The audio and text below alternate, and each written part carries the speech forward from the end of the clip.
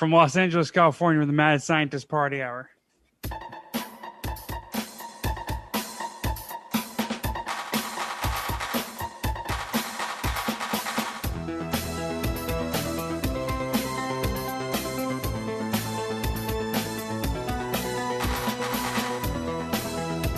Oh, hello there, friends! Welcome back to another episode of Mad Scientist Party Hour. My name's Kevin Kraft. Once again, joined by a man who is full-on nude from the waist down and is currently chopping karate boards with his boner. That's the dragon himself, Jeff Clark. What's up? And transmitting to us from the top of the Empire State Building, the bearded booger-eating gorilla known as Shuddy Boy. Yo. Shuddy Boy, you're looking a little too cool for school over there. I can't see you guys at all. They're polarized, so it's blacking out the laptop screen. It's a very polarizing decision you've made. Cool? Just trying out my new sunglasses. Wait, are those the same ones you just had on? No. How many sunglasses did you get? So, got one from Skeletor. No. One from Battle Cat. When I purchased these, they're like a gray tortoise shell. When I purchased these, Knockaround was giving away a free pair of sunglasses with the purchase of a pair of sunglasses. That's why I got two. Not a BOGO deal. Yeah. Yep. I didn't order two sunglasses. I ordered one. Well, I mean, I guess technically it's what prompted me to finally pull the trigger on another pair of sunglasses was the free, just, basic free pair. Oh, that's quite the deal you guys have going on there. Do you guys sell toys? What's your sunglasses budget look like? Well, Knockaround is very reasonably priced. These polarized were $25. So, wow. Two pairs of sunglasses for $25. Kevin has his Knockaround Nerfs. I have the Knockaround Alien Invasions, and I think these were on the steep side at I believe $30 hairs. Oh wow. So it makes it a little bit easier to buy multiple pairs of sunglasses when they are inexpensive. Are you saying Knockaround? Is that the brand? Yes, that's the brand of sunglasses. Knockaround. KNOCKAROUND.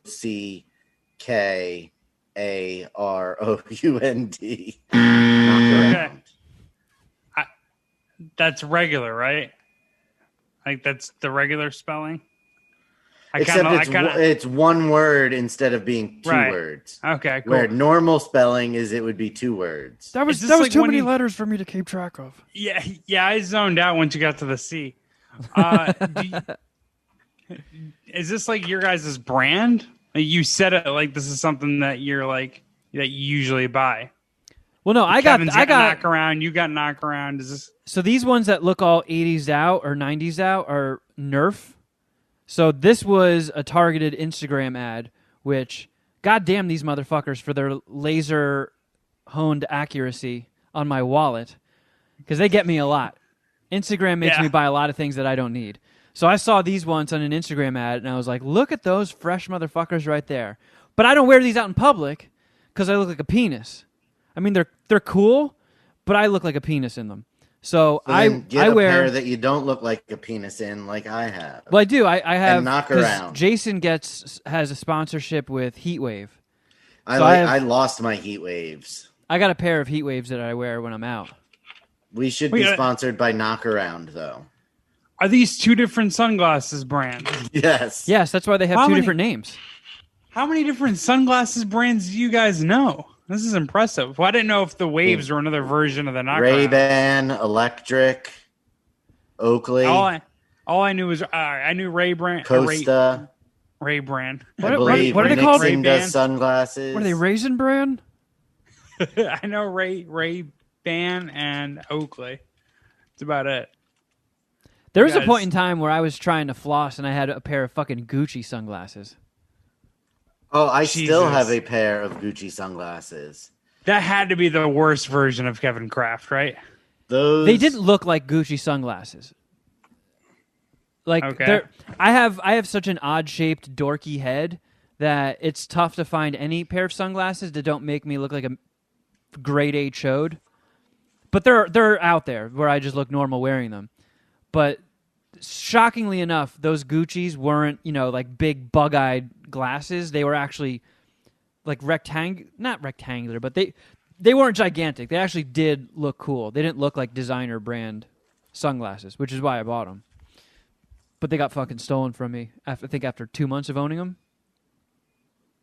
What do you think was like the chodiest version of yourself? I think ninth grade me was pretty lame, and I had very few friends, and I probably shouldn't even had as many as I did. What was chody about you? Were you wearing like FUBU and Johnny Blaze? Yeah, I couldn't. I didn't really. Yeah, I was wearing some wigger stuff. I didn't really have my full like. Yeah, I still don't really have a style. I also was in between like difficulty of courses. It was my first year of high school. I took like easy classes in 8th grade, and then I bumped up to like honors classes in 9th and 10th grade. And so like I wasn't familiar, like all the other kids in my classes had been, in the same class for years prior. They kind of knew each other. My best friend moved to like another school for that year. And then you roll into the honors classes and you're saying shit like potpourri and calling kazoos kazoos. And they're like, Filipino. What the fuck is this guy doing in this class? Yeah, exactly. I did not belong. But I don't know. I just felt like that was pretty much the wackest version of myself. I don't know because I've gone through so many whack phases. I mean, the raver stuff was really weak, but I didn't wear that out and about. It was only when like, okay, I'm doing drugs tonight and I'm going to a rave. I'm dressing like a dickhead. Yeah, give me my pacifier. Yeah, give me my glow sticks, my pacifier, and my Reese's Pieces visor. Yeah, exactly. Reese's Pieces. Man, but I mean, Gucci sunglasses craft sounds real bad. That doesn't sound like the kind of craft I want to hang out with. It sounds bad, but I'm telling you, the sunglasses were kind of dope. Are those Gucci's? He had great drugs. These are my Gucci's, yes. Yeah, see, those don't look like designer brand sunglasses. How Those much look do those normal. cost? These cost $0 hairs. I beat up a guy and mugged him. No. That time that Arts picked me up at the airport.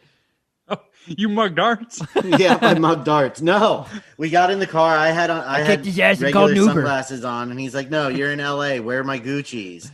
And I put them on, and he looked at me and he goes, "Well, they look better on you than they ever have on me. Keep them." Son of a bitch. Damn. Arts isn't giving me shit. Actually, can't talk about it. Arts gave me a gift on via Instagram. Maybe we'll talk about it on the Patreon. It will come up eventually in MSPH. Oh boy. Canon. Yeah. I feel like perhaps when the what was it? The Affliction shit with the big graphics and that wispy French style scrolly things were big. There was a point in time where I was like, this is my default, wearing like a comic T-shirt, just like a black tee with either a metal band logo on it or something nerdy. That's my default. The butthead. I got you. And I stray. There was a point in time. Oh my God, I forgot about this. I went and hung out with my dad for a weekend, and my dad can pull some shit off. My dad is a really handsome dude, and he's very fit and muscular and stuff. So he can pull off like head to toe linen, and he looks like a fucking G. And I remember I spent a weekend with my dad, and he looked so kick ass in all this linen. I was like, you know what? I'm going to try that out. So I went to a department store and I bought some linen shit. And oh my God, did I look like a fucking tool. I didn't commit to that. The apple does fall far off the tree in this sense, huh? Yeah, because I'm somehow a fucking banana that grew on that apple tree. But that sucked, Yeah. and the affliction, because I never had anything that was actually affliction. But when I worked for Sirius in New York, there was Saks Fifth Avenue, like 2 blocks away. So sometimes I would go in there and be like, all right, I'm going to treat myself. I'm going to buy like some nice clothes and see if I can pull off looking halfway presentable. And that fucking douchebag shit was calling to me, and I bought that. So I look like a dickhead. How much were one of those T-shirts? I remember like Armani Exchange was popular for like a certain crowd when I got into freshman year of college, or when I got into college. See, I always And- thought Armani Exchange is like on the low end of the Armani scale, right? Is that? It's like their casual shit, yeah. right? Yeah. It's the more accessible Armani stuff to the masses. Well, let me tell you, the Italians from Long Island and New Jersey fucking loved Armani Exchange I back know. in the day. Never mind. No. What were you gonna say, Kevin? Kevin, what was he gonna say? Out him, Shuddy. Shuddy, get him. Shuddy, get him. No, it's me. I was going to Oh. say that I noticed that on season 6 of the Jersey Shore, that's all the situation wears is Armani Exchange. Right. Okay. So you outed yourself as a Jersey Shore fan. There's nothing wrong with that, though. I'm right there with you, buddy. I'd All be right, on that thank you, couch Jack. next to you. Yeah, Thank you. there was a point where we would be drinking and Shuddy Boy would pull his shirt up and be like, "Oh, look out, the situation is here." That is not true. That is That would be definitely adorable. not true because I did not start watching the Jersey Shore until Sharon and Michaela subjected Foisted me it on to you? it, and then I was like, "Wait a sec." I remember I walked into the house one night while they were watching it, and I looked at them, and I went, "Really?" And they're like, "Yep." And I sat down on the couch, and after 10 minutes, I looked at Sharon and I go, "Is it always like this?" And she goes, "Sometimes it's crazier." And I said, "All right." And haven't You're looked back. hooked. Have not Good. looked back. Have not looked back. It's got charm, and there's nothing wrong with admitting that. It's complete garbage TV, and it's so much fun. Like you can have it on and as background fodder. Yeah, well, Armani Exchange was big when I was in college, my first like year or two, freshman, sophomore year, and I went looking to buy some Armani Exchange, and it was like $90 T-shirts, and I was just out. I remember Shuddy's Armani phase. Man, that must have been. Look You out, weren't wearing a hoes. hat then, were you? Look out, Were you oh, put- the were you styling situation your is hair? here. This dick ain't gonna suck itself. Shuddy.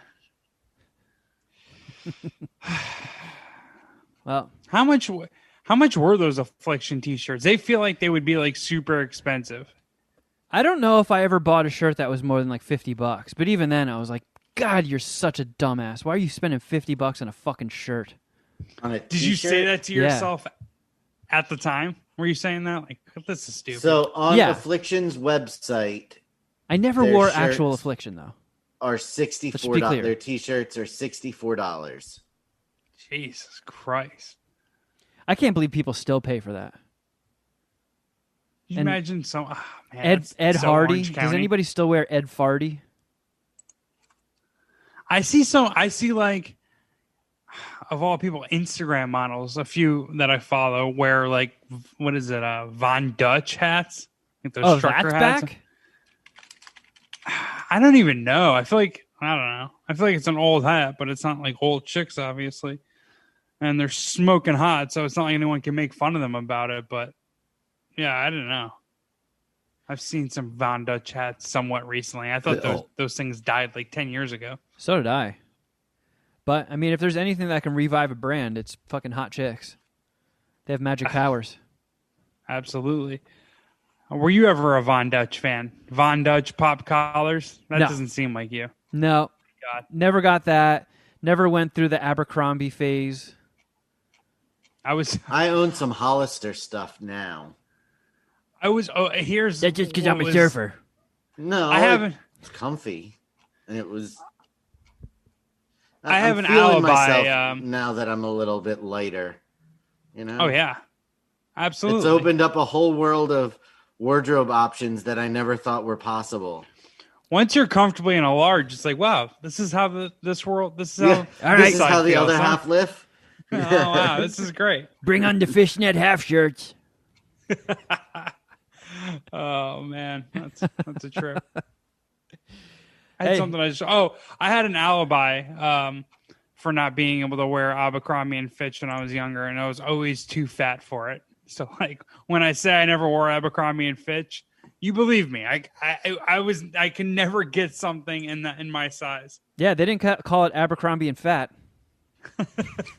No, there wasn't a big and tall section in Abercrombie and Fitch. I'll tell you that. No, in fact, I think they had like bouncers standing at the door specifically to keep Jeffs out. Like, no, sorry, you're not allowed to come in here because we don't want you affecting our brand. My homegirl, right after college, became the store manager of the Fifth Avenue Abercrombie and Fitch. Remember they used to have the fucking shirtless model standing outside, just like waving at chicks. I don't remember that. I mean, I remember they had like shirtless dude posters in the front, like pulling their pants down, the ones showing in a little the bit big of root. cities had shirtless dudes standing out front. Yeah, they had both. Yeah. Wagging their wieners at people and shit. Yeah. I remember her wanting to kill herself. She hated that fucking job. Fucking hated it. I can only imagine how terrible it was. Well, Shuddy and I knew a guy that was a manager at Abercrombie and Fitch. Ritz. Oh. He was a manager at the one in the Rockaway Mall for a while, I think. Did he do Slow Children with you? He did. Yeah, he did. Wow. And what he an was, arc. What a story arc. Yeah, he was a loose cannon too. Yeah, he was a crazy dude. Yeah, but he was. He looked like an Abercrombie guy. Looking. Yeah, he was a good-looking dude. He was big. He was in shape. But he would also get wasted and want people to punch him in the face at parties. He was Metal? stereotypically Abercrombie good looking. Like was the kind of good looking that he could walk up to a girl and say whatever came out of his mouth and she would be hanging on it no matter what it was. Yeah. Fucking hate those people. Yeah. Yeah, and we used to like the guy you want to like be that. in his orbit just to get whatever meteors float past him. Yeah, we would go and visit him at the mall, and because you could. It's kind of like Cinnabon. You can smell an Abercrombie from like 5 stores away because they're pumping that fucking dog piss cologne that they put in the air ducts. And you walk in there and you're just like, oh! I always just be like, man, how do you spend 8 hours a day just getting baked in this? You're just like turning into douchebag jerky. Getting smoked by that disgusting cologne. He's like, yeah, it's a bummer. But then again, I think around that same time, I was also a manager at McDonald's. So I would come home smelling like stale fries and Big Macs, and he comes back smelling like cologne and hot chicks. What a pussy, am I right, Kevin? Yeah. What a Fucking dickhead. idiot. Where is he now? I don't know. I haven't seen him in a while, but I do remember one time Probably married with family. Fucking idiot. he got wasted and headbutted his wall. So he lived in this house where he just let everybody. It was like tons of parties there. There were always like stacks, pyramids of beer cans and stuff, and you could sign his walls with Sharpies and stuff. So his walls were littered with drawings and scribble scrabble. And How one many day, penises? oh, endless. Mostly penises. It was probably 95% penises. Peeing Like on fucking- other penises. Like Jonah Hill's Notebook. Yeah, High yeah. school Notebook. It's super bad, yeah. But he started like punching holes in the wall because the video camera came out, and he was a good performer. He could turn it on. The second he saw a camcorder, he was in stunt mode, and then he goes to headbutt the wall, but he didn't angle his head properly to like give his forehead the brunt of it.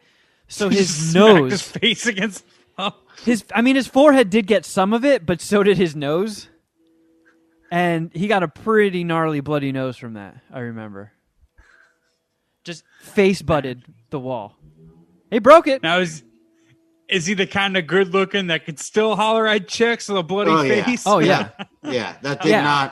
That didn't affect his stock in any fashion. Yeah, he went to Canada and Chicks got dig scars. in a fight with somebody at a bar, and they sucker punched him when he was pissing in the urinal.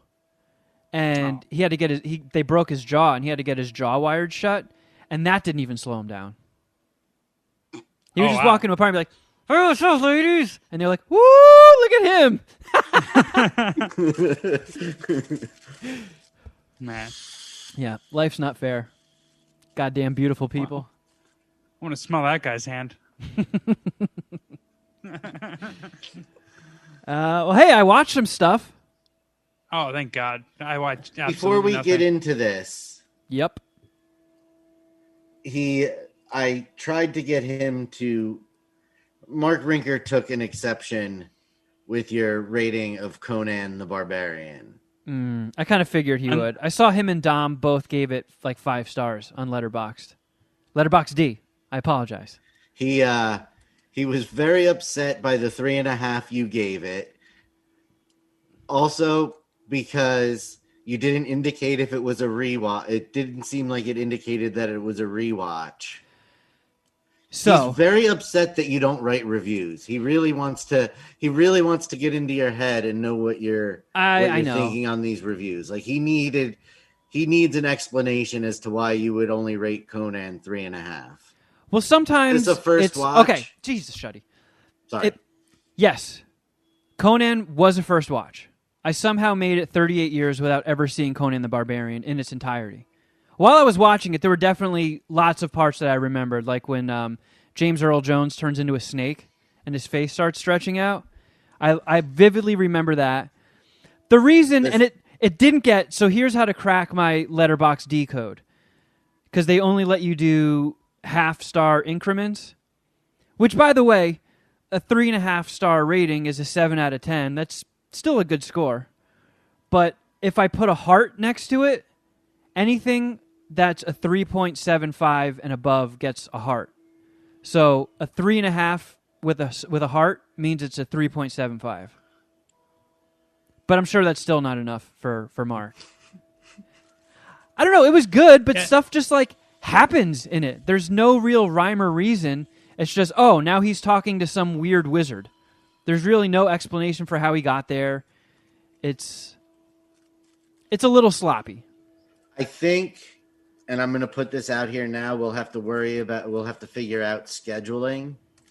The next time you're on What the Fuck Did I Just Watch, we will have to do Conan the Destroyer.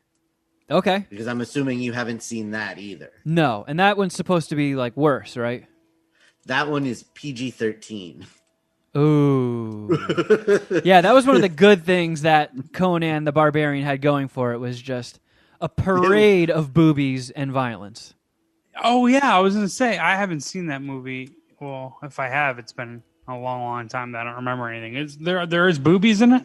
Oh, yeah. Lots of boobies. Yeah, old Schwartzy is getting his dick wet every other scene. He does a lot of barbarian porking. Wow. That's interesting. I'm going to have to Mr. Skin that. Or even Red Sonja, Shuddy, because he's in that as well, right? I've actually never seen that. Neither have I. Brigitte Nielsen. But as far as new viewings, I did go and see Fast and the Furious 9, or as it's officially billed, F9. Who did you go with? Because I was looking for someone to go with, and I couldn't find anyone. Yeah, me neither. I went by myself. Vin Diesel was my co-pilot. I have not been able to find anyone to go with me either. Yeah, shows how much we talk, huh, Kevin? All right. Well, I figured if you're not willing to drive to Studio City for MSPH, you're not willing to drive here for F9. Control-Alt-Delete. Okay. That's such a retarded asshole statement. And you guys couldn't have unfair. met halfway? You couldn't have met? There's not a movie theater halfway between you? I mean, I have no issue with driving up to Studio City, hanging out with him. I have an issue with driving up there Monday morning to record the podcast when I have work that I have to do as well. I mean, like, I don't know. It's not the same fucking thing. Like, I work on Monday and Friday. You have the Friday night. I'm off. I don't know what you're talking about. Just a cunt fucking comment. Anyways, Fast 9. You went by yourself. Great. I did go by myself, and Virgin. like I've said before, I haven't seen the entire franchise. I think the first one I ever saw might have been 5 at somebody's house, and I was sort of half paying attention to it. And then a girl that I dated years back was very into the franchise, and she made me watch 7 and then dragged me to the theater to see 8. And I actually did enjoy 7 and 8, as stupid as they are. And the commercial, like the trailer for 9, just looked as absurd as ever. Like they go to space, do they not? Yes, these dumbasses took a fucking rocket car to space. And Fast 9. Yes. Ludacris. How do you... So Luda and Tyrese go into space in like I forget the car, but it's like an 80s car, like a Fiero or some shit with a rocket attached to it. And they're wearing scuba gear taped up with duct tape.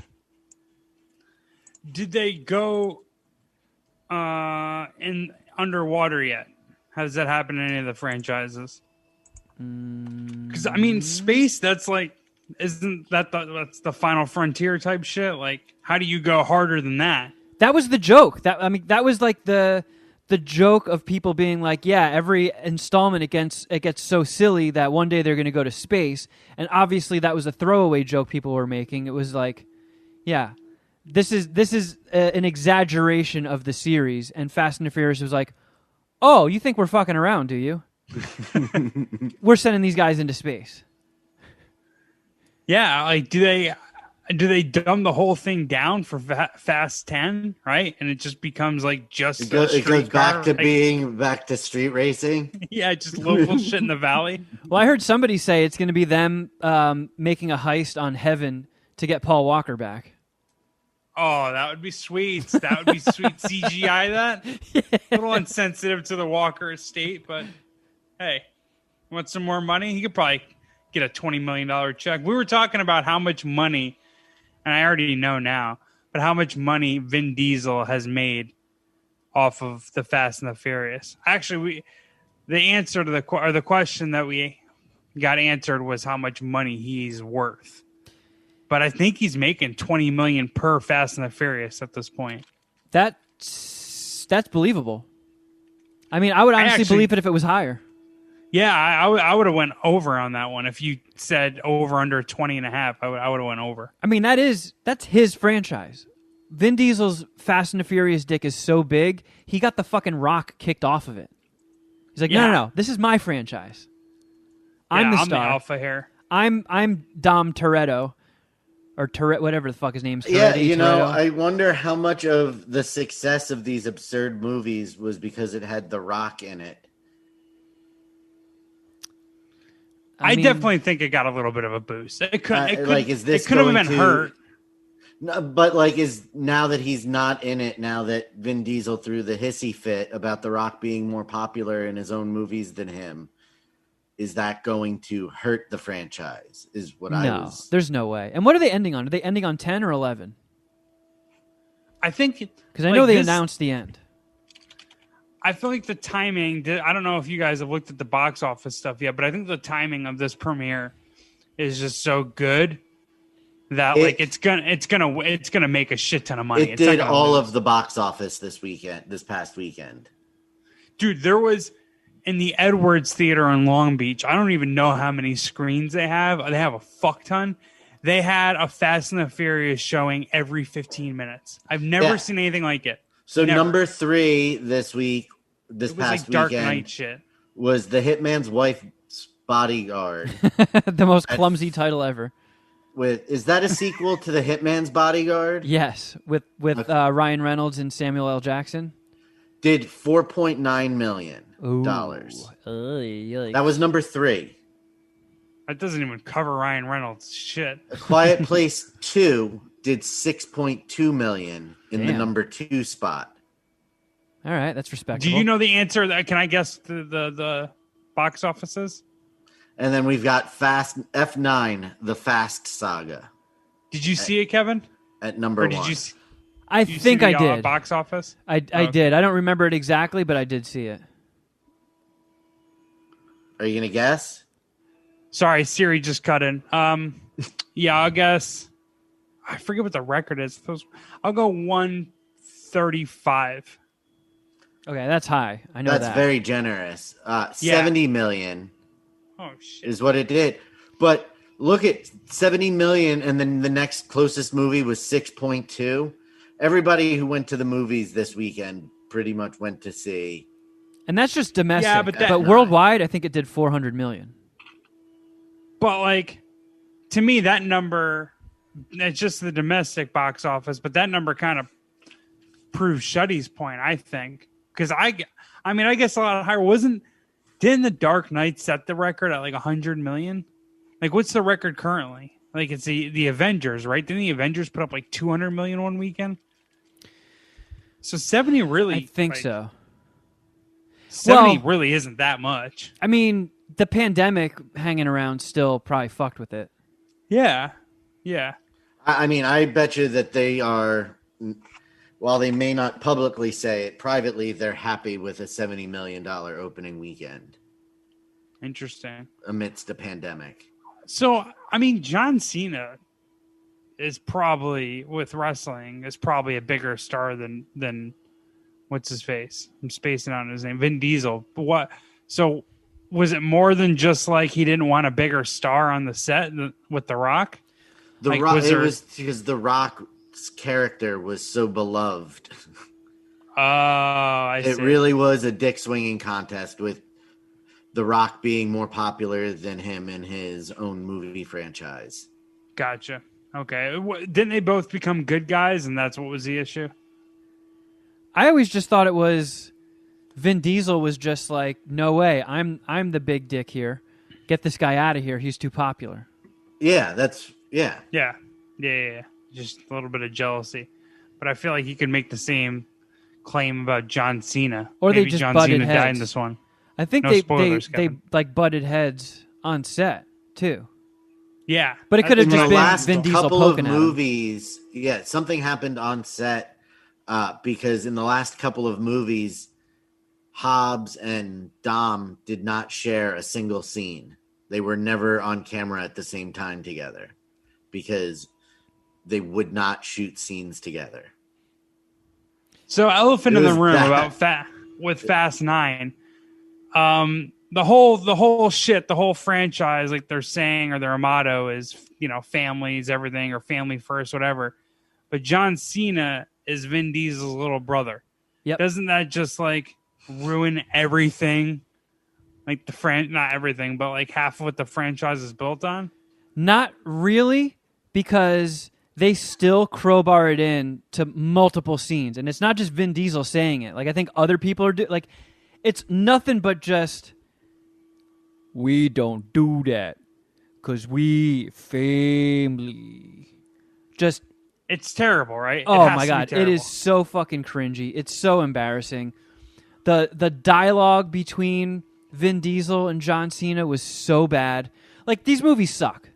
Let's be honest. Nobody goes to them thinking like, I'm just so caught up in this story. It's like, no. You just like the stunts. The stunts and the action are cool. Everything else surrounding it is a shit sandwich. It's so fucking stupid. I went to a packed showing. It was a 4 p.m. showing on a Friday. Packed. And lines that were delivered to be serious got big laughs from the audience. Like, people are just fucking straight up laughing at the movie's sincerity. And then the parts where they were trying to be funny, fucking crickets. Like, Jeez, their actual real attempts at humor were so fucking bad, nobody even laughed. I mean, like, John Cena is a former professional wrestler. He could have probably improv'd a decent lines. Like, he cut his own promos, obviously, and I'm sure he had a lot of like input on the writing of his own fucking wrestling character. Like, I don't know. Like, if it's that cringy, it's that bad. That's like really embarrassing. Like, like how little effort was put into the writing. Like, you're not even trying at all. And But they, did they the stunts and stuff pay off? stunts were good. Not as good as the last one. And it's just so fucking preposterous, the stunts that they pull off. Like every installment, it's like, yeah, fucking right with that stunt. But this was the biggest yeah fucking right with some of the things that happen in this. I mean, when they're going to space, I'm probably leaving. I'm probably gonna go home. There was stuff even more absurd than sending Luda and Tyrese into space, if you can fucking believe that. Wow. Oh wow. And if people don't give a fuck about spoilers, so when they're in space, they're going to stop this satellite. So they use the rocket car to like destroy the satellite. And then it's like, okay, so they're in space. How the fuck do they get back? They just happen to float by the International Space Station, and they are outside of the car with little tubes, like floating in space, being like, hey, let us in. And then it just cuts them back on Earth, and they're making jokes about how Tyrese just ate candy the whole time. Never any explanation of how they get two civilians back to Earth within a couple-week period. Like, it was just utterly fucking ridiculous. I mean... Do you think they had it in the script? Like, how they got back to Earth? No, of course just not. Like the director or the producers, like, we don't need all this. Fuck this. We don't need all this. We're just put them right back into Earth. I think in the writing process, they were like, there is no logical way to bring these guys back, so that's just going to happen between scenes, and we're not going to address it. Yeah, most likely what happened is there may have been at some point some sort of explanation, and somebody looked at it and said, that makes no fucking sense. Get rid of it, and just chopped it, chopped the script. Yeah, right there. Well, I wonder if like there's like an associate like screenwriter or someone in the writing room was like pushes back on this, and then like the executive producer looks at him, side eyes him, and he gets fucking fired that next day just for like he's just saying the script doesn't make any sense. Like, whoa, wait a minute, what do you mean doesn't make sense? Where do we lose you, buddy? So they brought back like a ton of people in this one. They brought back Han, who's a fan favorite, who died in an exploding car, and they try to explain that away with Kurt Russell's character, Mr. Nobody, one of the most laughable names ever. And even as they're explaining it, I'm like, I don't get it. What they just said doesn't make any sense. That does not explain how he is still alive. Like, what the fuck are they talking about here? They brought back that goofy hillbilly kid who was the main character in Tokyo Drift. His stupid ass got brought back. Yup. Bow Wow's back. Oh, no. Fucking Shad Moss. It was such a crowd. Dude, Cardi B's stupid ass was in it. I love her. I'd eat her ass. Yeah, but I don't want to watch her act. She is dopey. No. Oh my god. I mean, is she dopey? How much worse is she than Michelle Rodriguez? She's worse. Even her name. Oh, she's worse. Okay, it's noticeable. She's very bad. Yeah. I really want to go to that. I want to watch that scene where they explain that guy living through the exploding car. Yeah, see if you can make sense of it. How they explain Han's still alive. He got ejected from the car as it blew up. I mean, when did he explode? In 7? That doesn't explain it. No, in Tokyo Drift. So how did you live through that? Well, I got ejected from the car. Han was killed at the end of Tokyo Drift. Oh, I thought he survived and died in like 6 or 7. Why wasn't because Kurt Russell wasn't around in 3? No, because Chris Pratt and Guardians of the Galaxy. So this is where the timeline gets a little screwy. Oh boy. So should he taking us to fast school? So in Tokyo Drift, Han befriends the hillbilly kid and gets him into racing, and Bow Wow's in that crew. What the hell's that noise? Sorry about that. Oh. Yeah, it's the gardeners maybe.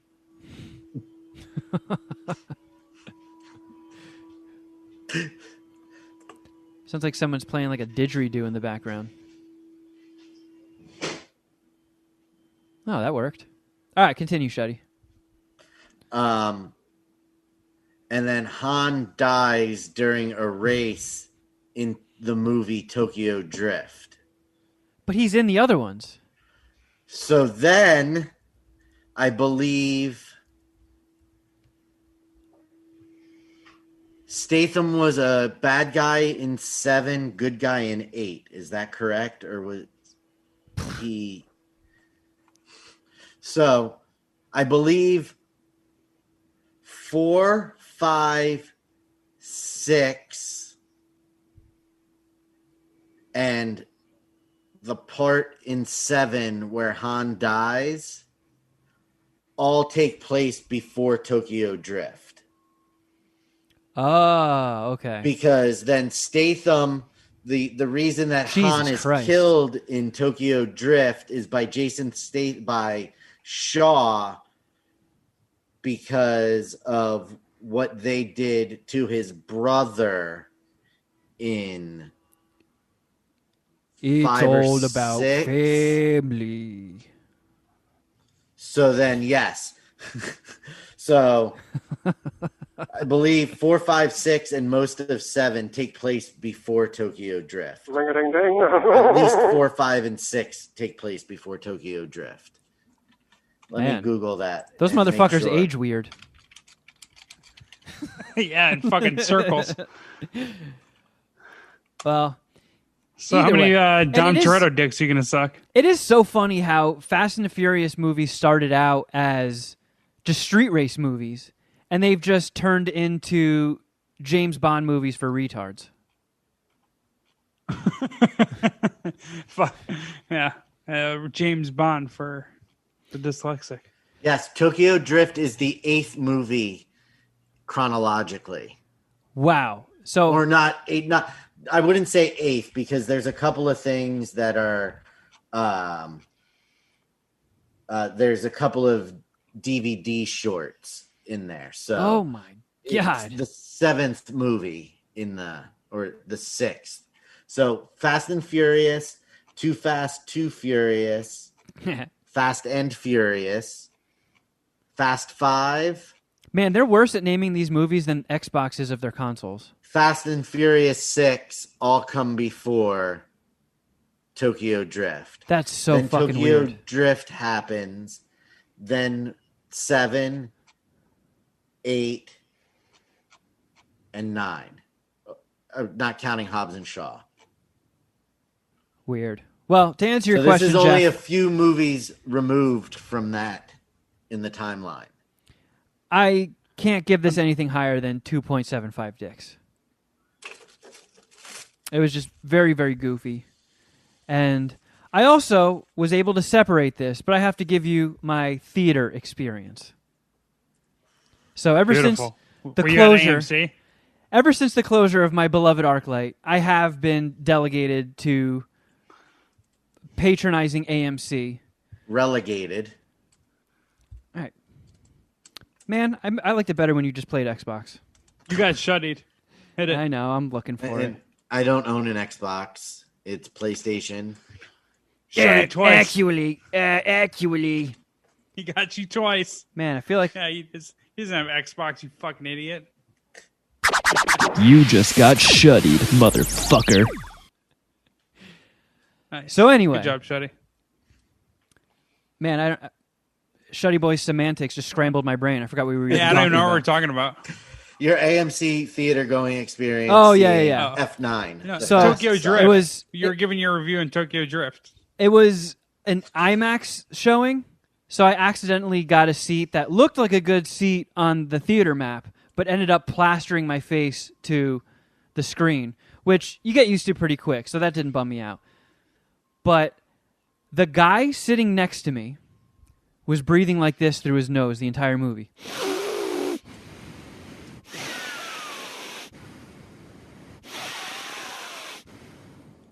And as you can imagine, a Fast and Furious movie in an IMAX setting is quite loud. And I still heard this. Was he a big dude? No, Was he a fat guy? he was built like me. I looked over at him expecting to see like some 700-pound man, and he was just a normal, like relatively in shape guy, like passable with a shirt on. I Is that what feel you like call yourself? Oh, okay, I'm yeah, all right. passable with a shirt on. Yeah, that's what I'll go with. All right. So this motherfucker is wheezing next to me, like waking sleep apnea. This little rotten shit behind me kicked my motherfucking seat the entire movie. And the little girl sitting next to him had the loudest hiccups through 70% of the movie. It was a fucking diarrhea symphony. I could not fucking believe it. Wheezing guy, hiccups, and fucking Jackie Chan behind me kicking the shit out of my seat for 2.5 fucking hours. And you think it has nothing to... This didn't come out in your grading at all? No. There's no way if this... Okay. I made a conscious All right, effort I to believe you. only grade the movie. But it was like, sure, is that AMC's fault? No. But did I ever experience anything like that at ArcLight? No. Is that shit always happening every time I go to an AMC? Yes. And that's because AMC is a garbage theater filled with garbage people. Do you think it's because of the location of the AMC? Like, do you think if it was if the ArcLight became an AMC, do you think you would have the ArcLight experience or an AMC experience? Or if you went to a different AMC somewhere else? Great question. Also, adding to that, maybe the ArcLight, because of its location, you don't have as many kids. There's not as many family-oriented trips. Although you did see, kid movies there too. So I don't know. I think AMC is in the process of buying the ArcLights. So we'll find out. Is your anticipation that it's going to turn into a shitty AMC or? Probably. I mean, why would they bother uphold? They don't have to. They don't have anybody to compete with anymore. So do you think they just shuttle in the white trash? Like, all right, we're going to grab you guys from the fucking Inland Empire. They can keep serving stale popcorn drizzled with piss. Did you try the gourmet popcorn? It's delicious. Did you try it? It's only 25% piss. No, Man, you're grumpy. This movie going experience really sucked, huh, buddy? Yeah, I'm pissed off. I got my tickets to see Black Widow at an iPick. So it might just be, and there is an Alamo Draft House in downtown, but I can't drive downtown every time I want to see a movie. I was going to ask if there was still Alamo Draft House, because we were talking about going to one of those before the lockdown happened. I still got to check one out. Their milkshakes look phenomenal. They're great. I don't know. Maybe we don't go see a movie. We should go get some milkshakes. The only one I've ever been to was in Texas with some fellow Puminati members. We took a little sneak away from Ellis Mania to go see an early showing of Jojo Rabbit. And they get really good popcorn. They pop fresh popcorn. They put it in this big metal bowl. They drizzle it with butter and salt and toss it so it gets evenly distributed, and then they give you the bowl. So maybe... Do you get to take it home with you? You do not get to keep the metal bowl. If the movie-going experience is so important to you and you do it as often as you do, and Alamo Draft House is a fun experience, maybe going to downtown isn't that much of an effort. Just, why don't you give it a shot, man? I mean, I'm definitely going to make a trip there. You think about just how terrible this AMC experience was. I know. For you, and it's like your thing. You always shut on AMC and talk about how terrible it is. And we're Alamo just, Draft House. I'm not accusing you of anything. Whatever he's not accusing you of, I am. So, but could it be that you just hate AMC so much that you were, as when you should have been paying attention to the movie and getting lost in the Fast and the Furious world, you were hypersensitive, looking for things to complain about and blame on AMC?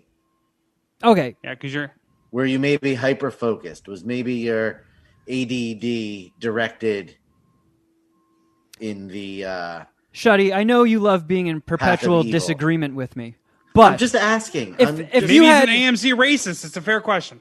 if you had a child kicking the back of your seat for 2.5 hours,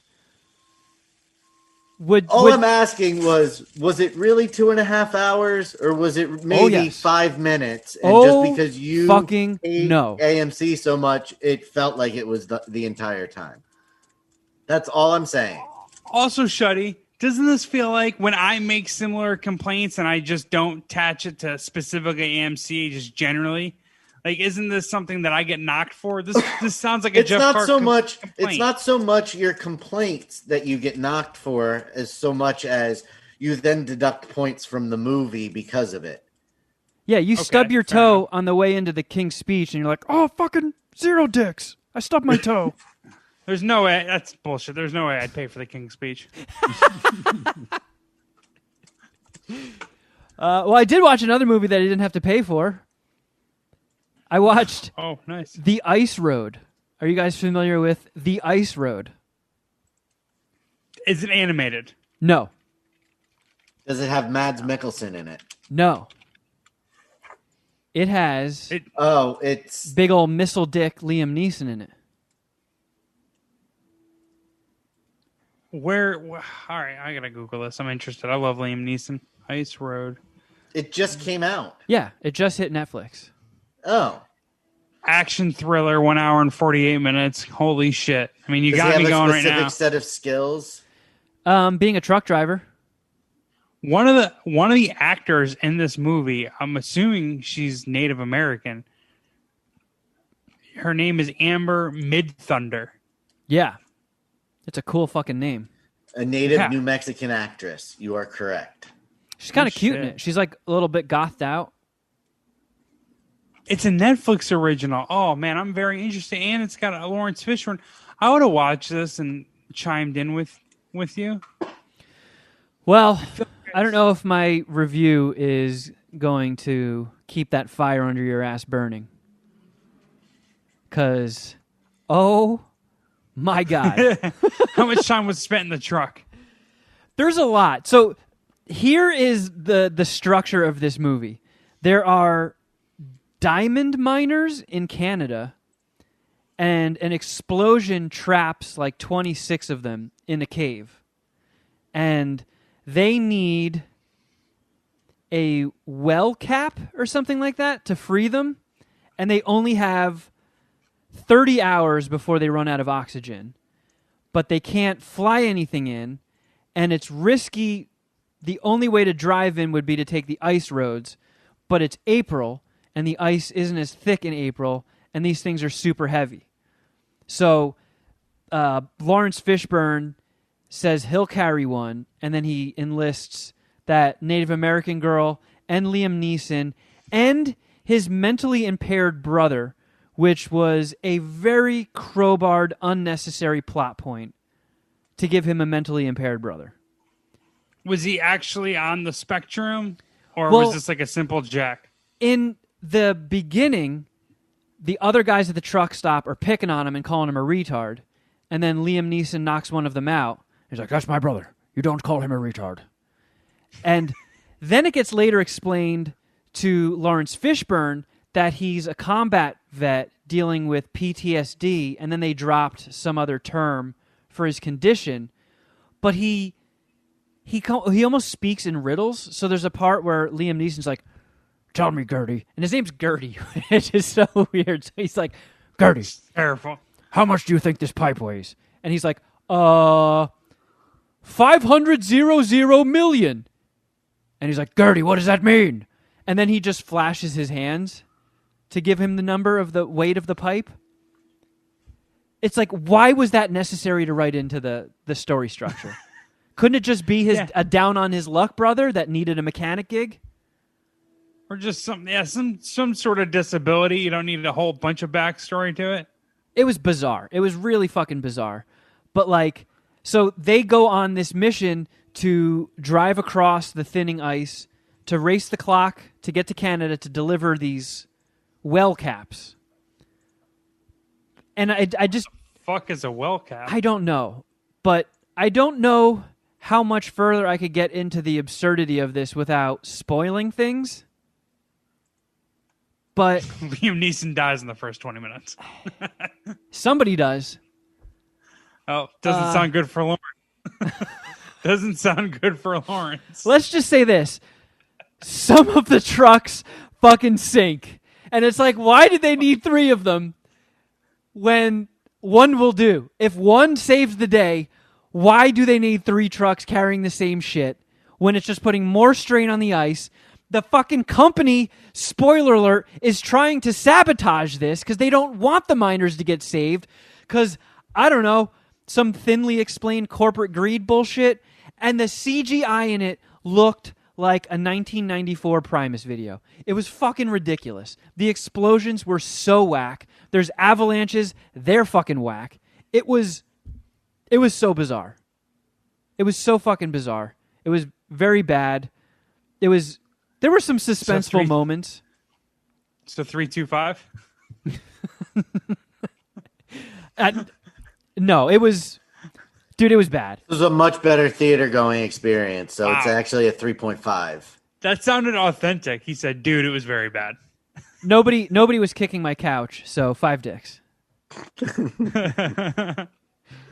It's a fucking 2-dicker at best. It was bad. The acting in it was really bad. The writing was really bad.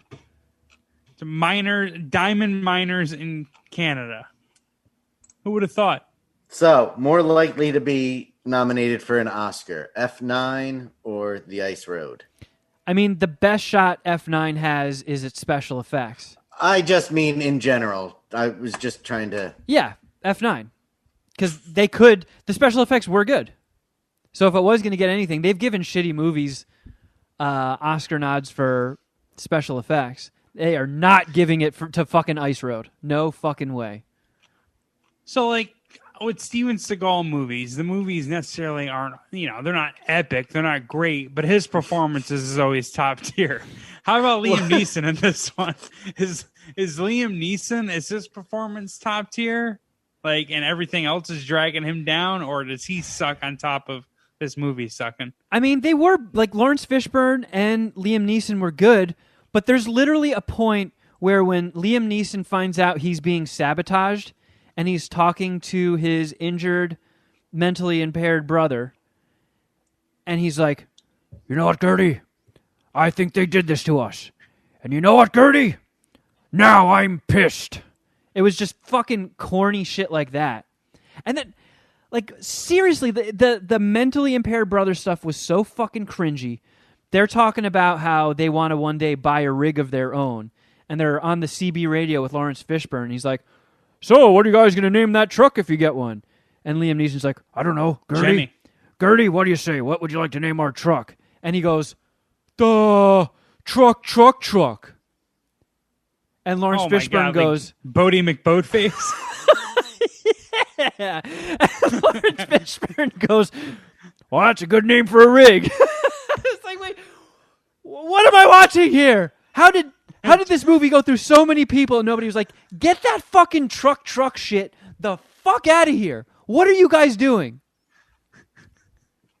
It was kind of simple Jackie in a way. Let's call it Truck McTruckerson instead. Truck. Class it up. And at the end, spoiler alert, Liam Neeson buys a truck and the license plate says truck. Oh, no. Ah! And at the end, the way they edited it, like, Why it's gonna there's make only everyone room feel good for about one. it. All right, one at a time, fellas. You go first, Jeff. I have another one that I could just say. It sounds like Gertie died. Gertie 100% died if they're naming the rig truck. Just sounds further proof like the only worthwhile trucking movie to watch is Over the Top. I will co-sign that. Or I don't even know what you're talking about. If The Sylvester Stallone arm wrestling movie. Oh, do you count Big Trouble in Little China as a trucker movie? All right.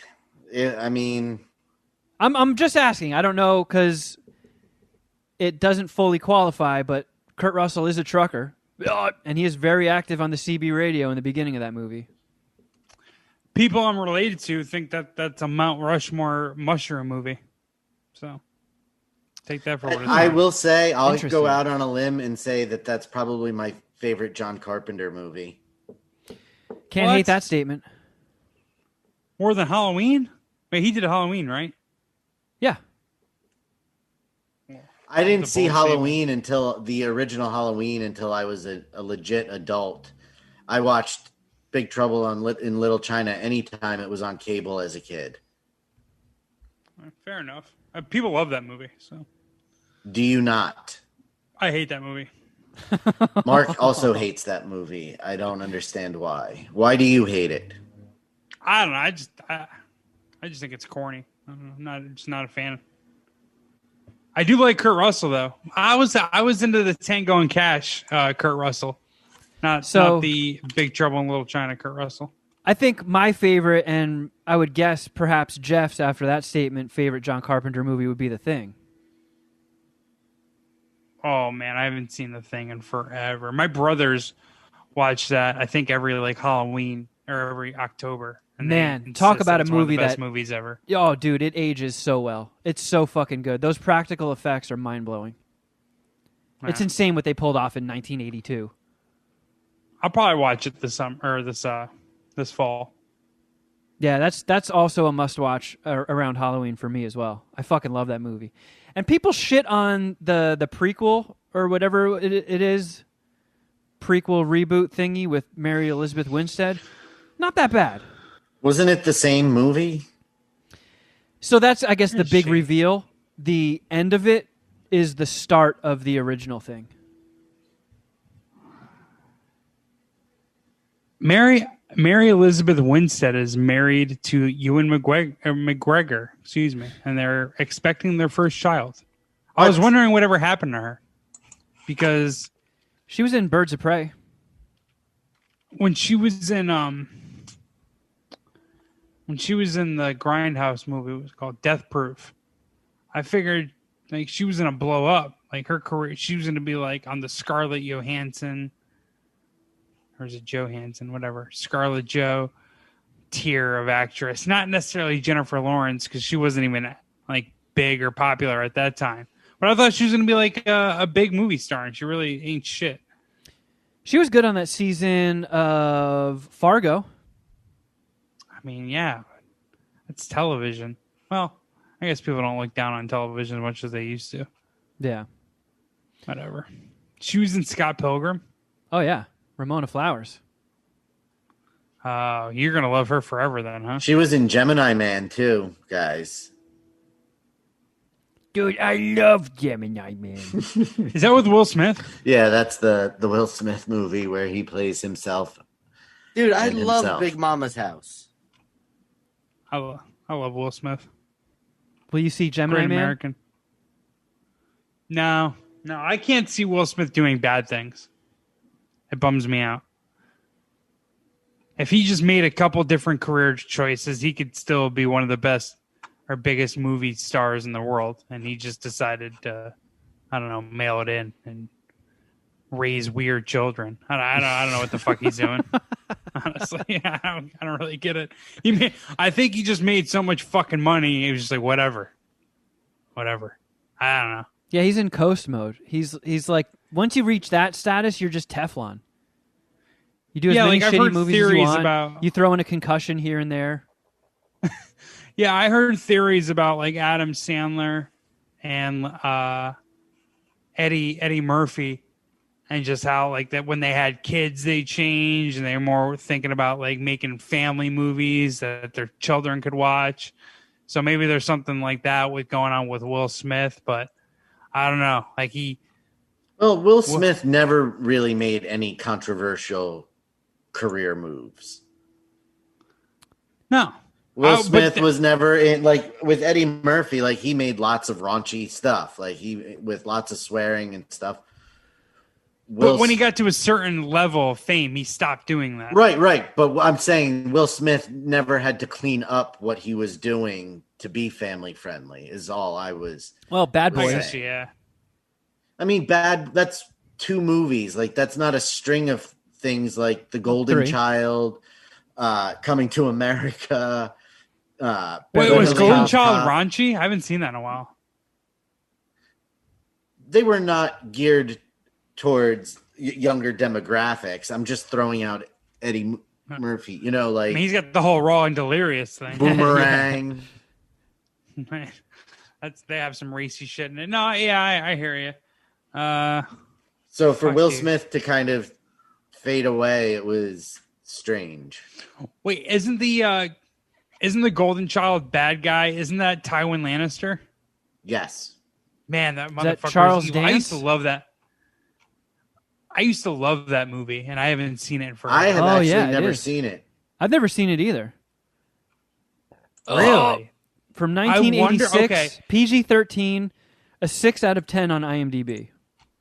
All of our roads should meet, and we'll bring in Dom, and we'll do this on What the Fuck Did I Just Watch? You guys watch the Golden Child.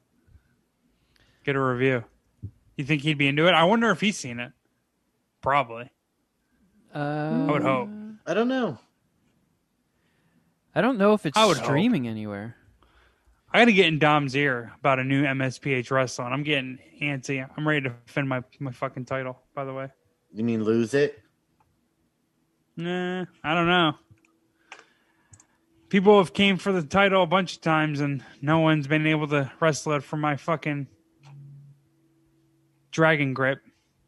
Did you review any, or do you have anything else to review? This has been fun. I have nothing. Yeah, sorry. I led us on a serious detour. No, that's what we do I here. love it. Fucking detours are the main road on MSPH. Yeah, exactly. Confusion is our brand. Has the law firm called in recently? I don't think so, but we can check with a few. Voicemails, yay! Yeah, I've gotten responses or messages from Puminati talking about how they have voicemails pending. It's like, Yeah, all right, I apologize, everybody. I mean, we're just getting a lot of them, and And we veer off course quite spectacularly, if you haven't noticed. yeah, and we've left off on June 1st. Oh, Jesus. all right. I think this is Twisted Texan, according to the Google voicemail translator. Let's see. Son of a bitch! Hold on. Got to unplug it and replug it. Well, now at least this is consistent. You have to do this every time, and I can appreciate that. Yeah. It's our new bit. Yeah. The iPad's in Hey, on boys. So, Twisted Texan here tonight. Sitting out here on my patio. Drunker and shit. Smoking some weed. Nice. First time I've ever actually called into the voicemail. Just want to say, love you, boys. And, fuck, I don't know. It's always been a damn good time talking to y'all. And, yeah, I'm pretty fucked up. So I'll try to leave a better voicemail next time. But love you guys. Later, man. He did a little poop and Kathy at the end. Love you guys. Yeah. Love you guys. Bye. Yeah. Next time you just got to fart to sign off and do the full poop and Kathy. Yeah. Oh, he called back. Hold on. So, Twisted Texas again. Kind of just judged my thoughts for a second there. And going to tell y'all It's all right. Take two. fucked up story of mine. So, went to the strip club one night, picked up a stripper, took her home. Really good time. She left. After a couple days, she come back, sitting there banging on my fucking door. Open the door. So, what the hell are you doing here? She's like, well, you haven't talked to me. I was like, yeah, because I don't want to talk to you. She's like, well, what the fuck? I was like, well, I mean, have we had one night stand? Yeah, it's probably pretty shitty, but I was just like, well, I thought that's all we had. And, anyway, she was just like, well, I'm coming into your house. I said, no, you're not. Oh, damn. So, shut the door on her. She's banging on the door. She ends up calling the cops. Cops come over, and they're like, well, hey, this lady says that you have stuff of hers in your house and this and that. I was like, yeah, Don't have any of that shit. They said, well, can we come and look? I said, yeah, be more than welcome to. Come on. Brought her in. And I said, she's bothering me. I don't want her around no more. She's fucking crazy. And they're just like, they looked around the house. They tried to find her shit that wasn't here, that didn't exist, that I didn't have. And they told her, well, do not bother this man anymore because you're obviously, not telling the truth. He doesn't have any of your stuff. And then she kept bothering me for about 2 months. And finally I told her I was going to get a fucking restraining order on her ass. And that finally ended that shit. So there's my fucked up, drunk, stone stripper story. One of very many. So hope I didn't disappoint. Have fun, guys. Yeah, Twisted Texan seems to have quite the experience with strippers, which I applaud. Yeah. Respect.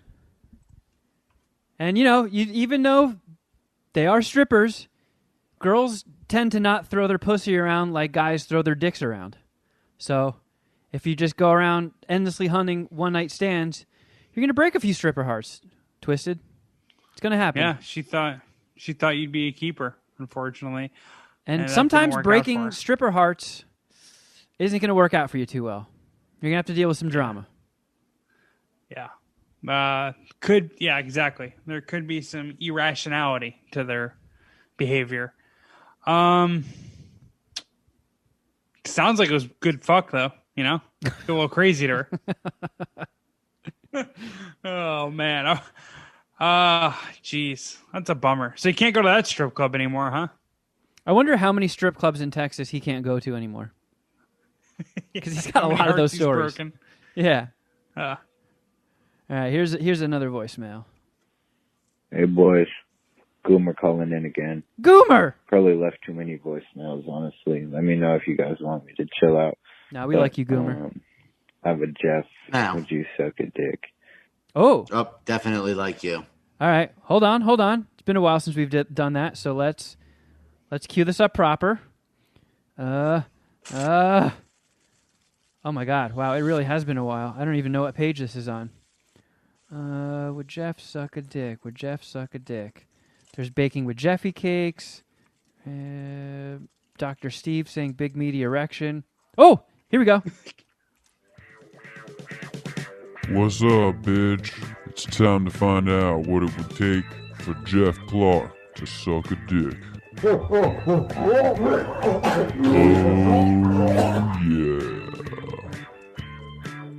yeah. Some positive reinforcement.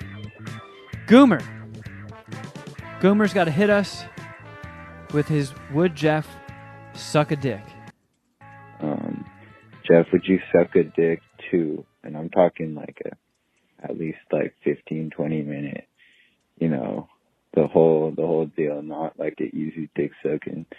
And the alternative what if I'm a savant? That you're a registered sex offender. Yeah, Jeff does have those dick sucking lips. So I got to edge this guy for 15 minutes with my mouth? Sweet. Seems a little more aggressive than a would Jeff suck a dick. I'm just trying to get over the finish line. I didn't know this guy had to have the best night of his life. This one seems kind of like a simple idea. Maybe someone's already done it. Hopefully not. But, yeah. And put the video podcast on recently. And just wanted to tell you, Shuddy, you've been looking cute. Keep it up. Oh, thanks. And wait, did he ask what the Jeff suck a dick was? Yeah, I don't know. I thought he maybe detoured. Are we going to get back to it, maybe? I don't know. Let's see. There's only 10 seconds left. Yeah, Kevin, keep holding it down. Suck a dick or your mom dies. You already know what's up. You're my guy. And, yeah, just keep doing your thing. Love you guys. Puminati out. Wait, did we miss something? Did you accidentally hit forward 15? I don't think so. How long? Can we listen to it again? All right, let me see.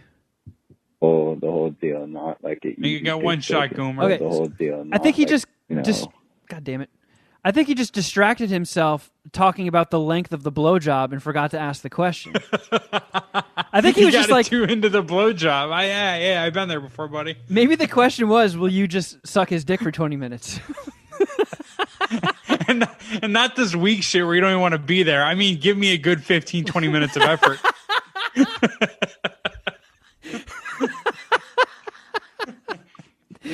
All right, hold on. I'm going to try and rewind this a little bit. Let's see. Jeff, would you suck a dick too? And I'm talking like at least like 15, 20 minutes. You know, all right. the whole plane deal, now. not like an easy dick sucking. And the alternative is that you're a registered sex offender. Oh! Wait, I didn't hear it. I didn't hear it. How did we miss that? He said, or you're a registered sex offender.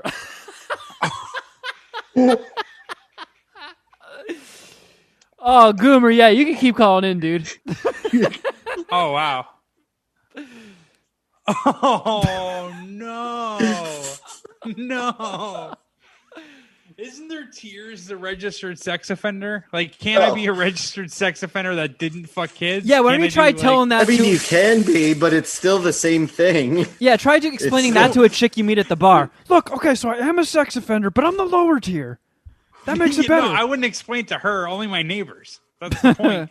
So if I'm explaining it to my neighbors, there is a difference. Well, that's a conversation you're going to eventually have to have. Like, if you move in with a girl again, be like, oh, okay, look, there is something I have to do real quick to our neighbors. But let me explain tiers to you. Listen, it wasn't a kid. Actually, it wasn't a boy child. Oh my God. All right, just answer the question before you actually do have to register. I don't know how to answer that. I guess I will. I guess I'll take the 15 minutes of Pleasure Town. Me pleasuring this other guy.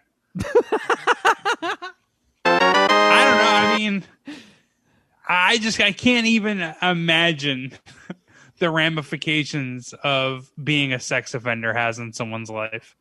Like, it's obviously it's way worse to be sexually assaulted or molested, but like almost right below it or right above it is having to tell people that you've done it before. Like, I don't know. I mean, there are stories about people who like were walking home drunk one night, whipped their dick out and pissed, got caught, and they just happened to be dick out pissing in a school zone or something. And those people do get registered as sex offenders. So absolutely, that's kind of what I meant. The tiers thing. Yeah, I mean, it's still. I mean, that's like, oh, I was one of the good Nazis.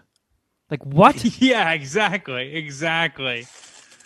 Like, no, there was no kids. I just had my dick out at the school. I just exposed myself at a school. There were no kids around, though. Yeah, I flashed a janitor. Oh man, well, shit. Thank you for that, Goomer. Yeah. Thanks, Goomer. Oh, here's another name I recognize. All right. Hey guys, this is JJ from PA, aka Wolf Knife JJ Gabrams. I got a random brain question. Oh, wait! Did you guys nickname JJ Gabram? Yeah, that sounds like a Tully nickname. That's solid. Oh, nice. All right, let's cue this up properly. Ladies and gentlemen, it's now time for today's Random Brain Question. From Celebrity Questionnaire, JJ Gabrams. Oh, man, it restarted the voicemail. That I'm actually kind of confused about. So, do we use our lungs when we're drinking from a straw?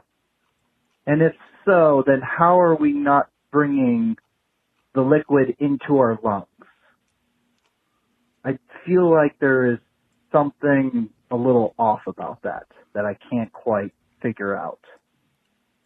I am stupid. Yins, I'll take care. Much love. Bye. I wouldn't say that. JJ Gabrams. I think I know the right answer, but I feel like Shuddy. Yeah, Shuddy got a I'm big much reaction. more confident what Shuddy's answer is.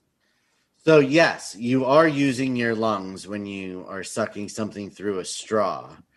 but you're not swallowing in that same action. Yeah, you're not vaping your soda. You're not vaping your Baja Blast. Inhaling the liquid. So when you pause between sucking through the straw and swallowing, when you swallow, there's like this little flap in your body that closes off your airway and sends the liquid down to your Jeff knows about that flap when he's swallowing. tract. Well, yeah, I mean, the saying is it went down the wrong pipe, right? So correct, but it never actually does. Or you drown. But you do get a lot of Baja Blast, so worth it. Put it right into my lungs. Here's another voicemail. Hey guys, Josh M from where the hell? Somewhere in Washington, the state, not D.C. Anyway, so sorry guys, I was calling to explain to you why the peppercorn thing helps to bring you down if you're having some cannabis anxiety. Oh, nice. And the reason for that is because he doesn't even know where he is. Focus on something other than your breathing and your heart rate and whatever terrible thing is going through your mind. So wait a second. The peppercorn is so flavorful and strong and sharp that it just distracts you? Yeah, it like snaps you back to reality because it's terrible. So what if somebody like kicked you in the nuts? Like, it would be I'm freaking out. The way I described it is like when something like something bad happens when you're real high and like you snap to. Oh, yeah. From the adrenaline from that, so you have something else to focus on. Okay. So like smelling salts almost. Yes. Well, I can subscribe to that. Oh, well, Josh, hold on. Josh has more. Got more knowledge for us. So we paused you can it, didn't we? Get yourself busy doing any little mundane thing would help with that. Also, for the oh my God, my heart's racing thing, try wearing a Fitbit or something similar. And when you feel like your heart is racing, look at it. Chances are it's not racing at all. You're just freaking out. So, so there you go. Shuddy. Well, the money I would spend on a Fitbit, I'm going to buy a bong with. So, all right. Shuddy. Okay. Oh, we got some more. We got time? Oh, yeah, we got time. Let's fucking do this. Hey, boys. It's Jeff and Indy. I just wanted to weigh in on your AMC discussion. As someone perfect. Holding 15 shares of AMC and benefiting off of recent events, AMC kind of sucks, at least here in Indy. We only have one, and it's not even the nicest part of town, and it's expensive, and it's not really nice.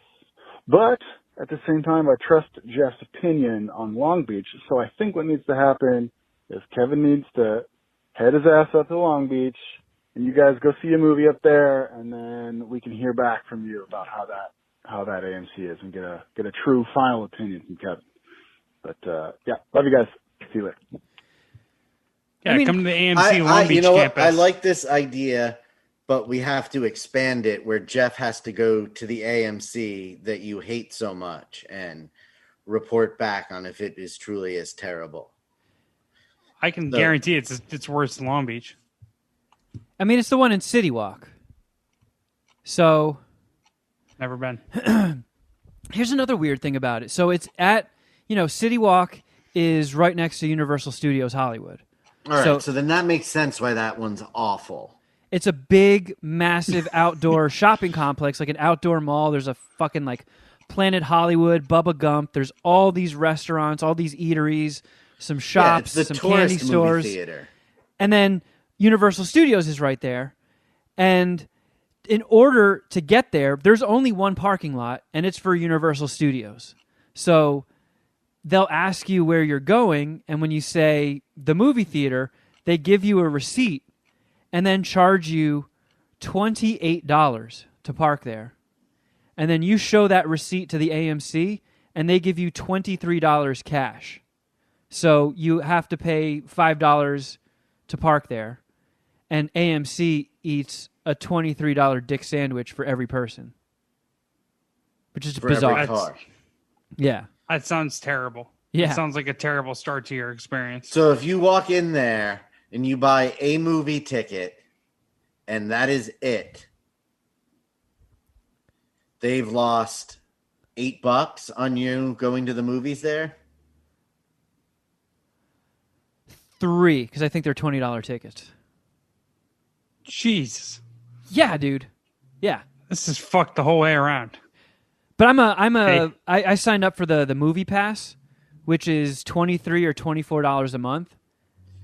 So they're taking a $23 dick in the face every time you go to a movie if you don't get any concessions. Yeah, pretty much. Well, that has to make you feel at least a little bit better. It does. I mean, I've gone to Long Beach. So basically, what you could do if you wanted to just bankrupt these fuckers. Is you could theoretically you could just go in, buy your ticket, use your free movie, go pay to park, go back. Oh no, because you're not making $23 because you're paying the $28 and then getting $23 back. Yeah. So it still cost me $5 to park there. And if you spend that $23, then it costs you $28. Like you're not. AMC's not the only one eating a dick here, huh? No. You'd still be out $5. There's no way to make this profitable for you. Just to fake going to the movies to get that $23 in cash. I mean, I've seen movies in Long Beach. I don't know if we've gone to the AMC. I think we went to Cinemark. Oh, okay. Either way, we'll get it going soon. Yeah. I think we got time for one or two more. Hey, Mad Scientist Party Hour. It's Psycho, a.k.a. the Canadian Dane Cook. Got a would GL suck a dick question. Oh, shit. So, first off, based on your sparkling reviews there, GF, who's got the bigger hog, Ramsey or Ruprecht? I don't know if this is a Patreon-only question, but one way or another, GF, I don't know who's bigger, but who do you suck off? Gun to your head. Good luck. That's not a would Jeff suck a dick question. Yeah, that's Jeff sucking a dick. Now, which one? Yeah, that's gunpoint forced homosexuality. Gordon Ramsay, though. Easy answer.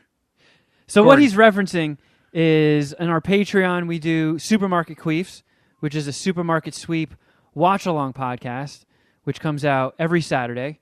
And one of the running... And was the greatest MSPH production ever up until recently. Up until the beginning of June. Yeah. So one of the running gags is we always talk about how David Ruprecht, the host of Supermarket Sweep, has a 6-foot dick. And we make endless jokes every episode about how big his penis must be. But we've never done the same thing with Gordon Ramsay on Crafter Jeff Shuddy Edition, another Patreon show.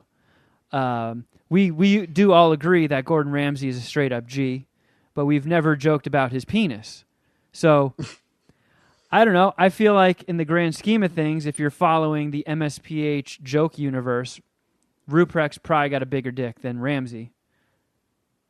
So if you're not a dick-sucking enthusiast, you would probably choose to blow their smaller dick. I mean, is that how it works? I would like to get some sort of like time trial stats because I just want to get it over with as fast as possible. So... Just fucking let me at it. It's not the size, it's how long it's going to take. Yeah. You go with Ruprecht if he is guaranteed to come in 10 seconds versus Ramsey with his smaller penis that might take 30. Exactly. Ruprecht's going to make a whole fucking afternoon out of it. He's sitting there eating like a traditional English breakfast and bangers and mash. And, hey, you still down there sucking, are you?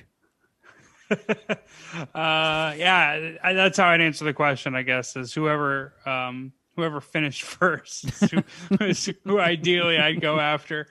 I do like Gordon Ramsay more as a host, if that somewhat answers your question. I mean, it's just a different thing, right? I mean, Ruprecht is on his own, and Ramsay's got one other superstar, and then Aaron, who I kind of like. Yeah. I mean, he's no Joe B, but let's do one more, and then we'll call it a day. What up, y'all?